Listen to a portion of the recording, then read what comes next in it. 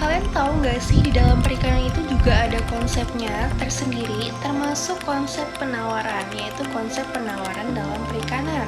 Kalau kalian belum tahu, yuk tonton video ini sampai selesai. Bentar-bentar, teman-teman, kita udah perkenalan belum sih? Kayaknya sih belum ya. Kita perkenalan dulu yuk. Halo semuanya, perkenalkan saya Ratu Amelia Aprilisa dengan NIM 2506036034 dan saya berasal dari Universitas Mula Warman dan juga dari Fakultas Perikanan dan Ilmu Kelautan Prodi Pengelolaan Sumber Daya Perikanan. Salam kenal semuanya. Oke teman-teman, jadi yang pertama kita akan bahas dulu nih penawaran. Dan apa sih itu penawaran? Jadi sebenarnya penawaran ini simple banget teman-teman. Kalau misalnya dalam konsep biasa, penawaran ini adalah barang ataupun jasa produsen yang mau dan mampu dijual pada berbagai tingkat harga.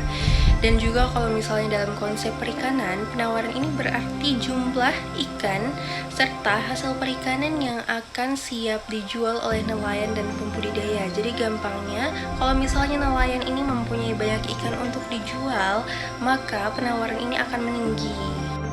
Nah, di sini juga ada faktor-faktor yang mempengaruhi penawaran teman-teman. Nah, sebenarnya penawaran itu nggak selalu stabil teman-teman. Jadi, di sini ada juga berbagai faktor-faktor yang mempengaruhi dia itu naik turun.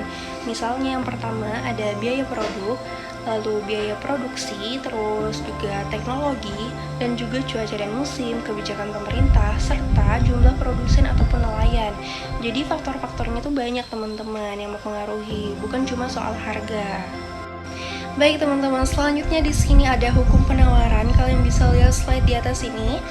Ya benar teman-teman, jadi semisal memang harga itu naik, maka penjual dan produsen akan lebih semangat menjualnya dan juga penawaran akan meningkat. Sebaliknya juga seperti itu, semisal harganya turun, maka penjual juga akan lebih menurun nih semangatnya untuk menjual dan juga penawaran akan menurun. Baik teman-teman, di sini ada penawaran tangkap versus budidaya nih. Memang teman-teman, kalau dalam perikanan itu emang ada dua jenis penawaran. Yang pertama adalah penawaran tangkap dan selanjutnya ada penawaran budidaya. Dan yang penawaran tangkap ini biasanya diprediksi melalui kondisi alam serta cuaca, dan dia itu produksinya naik turun teman-teman, kadang banyak, kadang sedikit karena dia tidak direncanakan.